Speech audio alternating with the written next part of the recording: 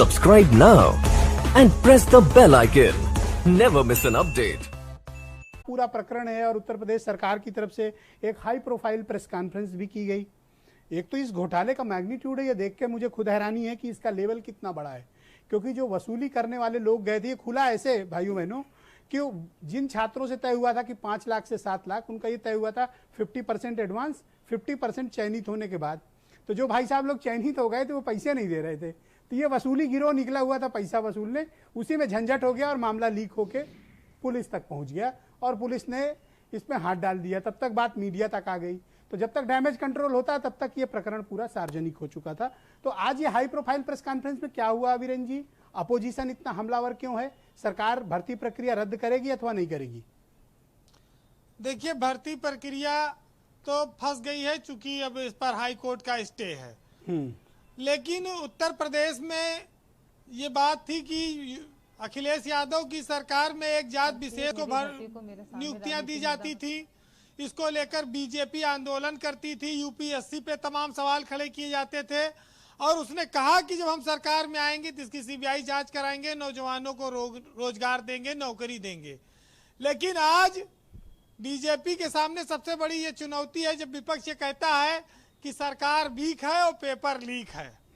कांग्रेस ने भी ये बात कही और समाजवादी पार्टी ने भी आरोप लगाया। अब तक 8 ऐसी परीक्षाएं हुई हैं जो या तो रद्द हुई हैं या उनके पेपर लीक हुए हैं या गड़बड़ी हुई है। अब 8 ऐसी परीक्षाएं हो चुकी हैं पिछले 3.5 सालों में। एक इधर 69,000 शिक्षक का चल रहा है। अरे एक परीक्षा तो ठीक से करा लो भाई ब्रजेश जी। एक इधर 69,000 शिक्षक हैं, दूसरी तरफ अनामिका शुक्ला है कि 25-25 जगह नौकरी कर रही हैं।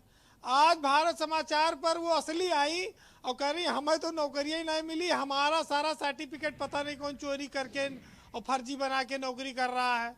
असली अनामिका गोंडा में मिली। तो ये जो चीजें हैं, सरकार में सत्ता में आने से पहले राजनीतिक दल जो दावे करते हैं शायद वो सच्चाई को जानते नहीं है या सत्ता में आके उसे संभाल नहीं पाते। सरकार बीजेपी की है, जिम्मेदारी उसकी बनती है कि नौजवानों को रोजगार दे।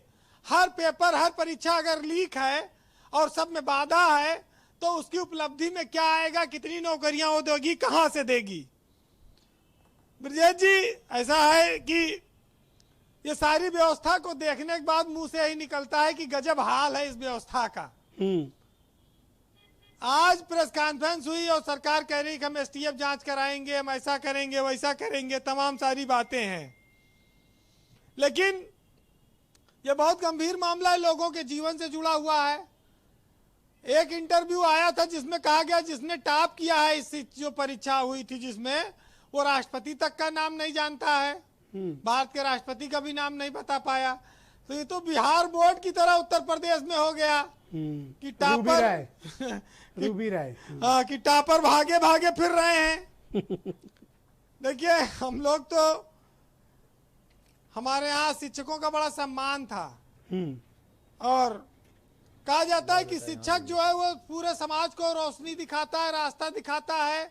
खुद वो मोमबत्ती की तरह होता है, उसके प्रकाश से समाज प्रकाशित होता है, बच्चों का भविष्य संवरता है। लेकिन जिस तरह से बेईमानी और भ्रष्टाचार से नौकरियां पाने की कोशिश की जा रही हैं, उसने सरकार के सामने तमाम चुनौतियां खड़ी की हैं। योगी सरकार फुल प्रूफ नौकरी देने में, व्यवस्था कराने में नाकाम साबित हो रही है और ये बात लगातार सामने आ रही जब पेपर लीक हो जा रहा है और कहीं ना कहीं कोर्ट में भी लोग जा रहे हैं। हमारे यहाँ परसंताप बहुत बड़ा मुद्दा है कि पड़ोसी के घर में खुशहाली कैसे है, उनका लड़का अगर नौकरी पा जा रहा है तो हम चैन से नहीं बैठेंगे, इसकी नौकरी लेके रहेंगे। तो ये जो सिस्टम है ये भीड़ की वजह से है। भीड़ ने सारी व्यवस्था को खराब कर रखा है और उसके लिए वो तंत्र को तोड़ने के लिए पैसे का, भ्रष्टाचार का इस्तेमाल करते हैं। मैं एक चीज समझ नहीं पाया, जब मुख्यमंत्री की मंशा ठीक है, सरकार की मंशा ठीक है, तो इस पर कोई कड़ी कार्रवाई क्यों नहीं हो रही?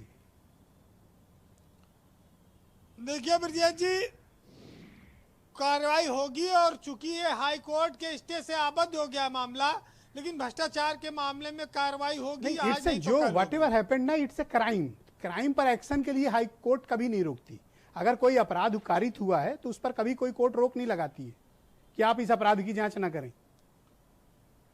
ब्रजेश जी, अगर आप देखिए सरकारों की कुछ कार्रवाई बड़ी सुस्त होती है।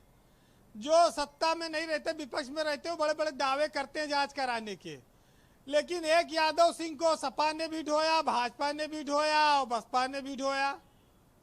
तमाम सारे ऐसे नाम हैं, तमाम सारे ऐसे अफसर हैं जिनको कहा जाता था कि ये सपा राज के अफसर हैं, उनको भाजपा में मलाई मिल रही है, वो महत्वपूर्ण पदों पर हैं।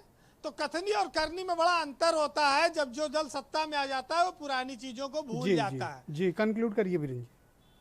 वैसे एक बात कहें कि हमारे यहाँ मास्टरों का हाल भी ब्रजेश जी निराला है और छात्र भी एक से बढ़कर एक हैं। एक बार हिंदी की एक कक्षा में एक मास्टर ने कहा बच्चे से कि बताओ बेटा, कविता और निबंध में क्या अंतर है। तो बच्चे ने जवाब दिया कि सर, गर्लफ्रेंड के मुंह से निकला हुआ एक एक शब्द कविता होता है और पत्नी के मुंह से निकला हुआ एक एक शब्द निबंध की तरह होता है। तो मास्टर जी ने उस छात्र को बड़ा सम्मानित किया। हमारे यहाँ इस तरह के लोग और छात्र सम्मान पाते हैं, और मास्टर भी सीरियस नहीं। जब 25-25 जगह नौकरी कर रहे हैं लोग। आपकी बात सुन के राजपूत जी काफी तनाव में आ गए हैं। नहीं, राजपूत जी तो काफी अनुभवी आदमी हैं और वो जानते हैं कि यहाँ उत्तर प्रदेश में ठेके पे नकल होती है। ये जरूर है कि योगी सरकार ने इसमें काफी कामयाबी हासिल की। और जी, भ्रष्टाचार से शिक्षा माफिया का प्रभाव जिले जिले में है। गोंडा से लेके कासगंज तक शिक्षा माफिया फैले हुए हैं। सरकार को बड़ी मेहनत करनी है, पता नहीं वो कामयाब होगी या नहीं। लेकिन एक 4 लाइन कहूंगा कि हमारे यहाँ पढ़ लिख के बहुत ज्यादा डिग्री हासिल करना एक तरह से बेरोजगारी का संकेत है, अपराध है। माँ बाप पूरे जीवन की कमाई लगा देते हैं, बच्चे रात दिन मेहनत करते हैं, लेकिन पता लगा कि वो भर्तियां भ्रष्टाचार की भेंट चढ़ जाती हैं। तो इस सरकार ने ये कहा था कि हम इन सब में पारदर्शिता लाएंगे। अब उम्मीद है कि इसमें कुछ कार्रवाई होगी। देखिए, 4 लाइन कहूंगा आज बेरोजगारी पर कि मैली रही कमीज धुलाई के बाद भी, और वो भीख मांगता है कमाई के बाद भी। रिश्वत का बोलबाला है हिंदुस्तान में और मिलती नहीं है जॉब पढ़ाई के बाद भी। और डिग्रियां बिकने लगी हैं कौड़ियों के दाम पर, और पान खा के थूकता हूं मैं ऐसे नौकरी के नाम पर। बहुत बहुत शुक्रिया आपका बीरेन जी, बहुत बहुत धन्यवाद। बहनों भाइयों, एक छोटा सा ब्रेक लेंगे। ब्रेक के फौरन उस पार 69,000 सहायक अध्यापकों की भर्ती में एक बड़ा घोटाला सामने आया है। सरकार ने फिलहाल जांच के आदेश दिए हैं, लेकिन भर्ती प्रक्रिया जारी रखने की बात कही है। इस घोटाले का मैग्नीट्यूड क्या है, कितना बड़ा है, ये किसी को नहीं पता है। अभी जांच के बाद स्पष्ट होगा कि इस पूरे प्रकरण के पीछे कौन लोग जिम्मेदार हैं, कितने पैसे वसूले गए और कौन कौन लोग इस सिंडिकेट का हिस्सा हैं। एक छोटा सा ब्रेक इस डिबेट को आगे बढ़ाएंगे कि अब इस भर्ती प्रक्रिया को लेकर सरकार आगे क्या करेगी और विपक्ष की क्या इस पर रणनीति है। छोटा सा ब्रेक, तुरंत लौटेंगे।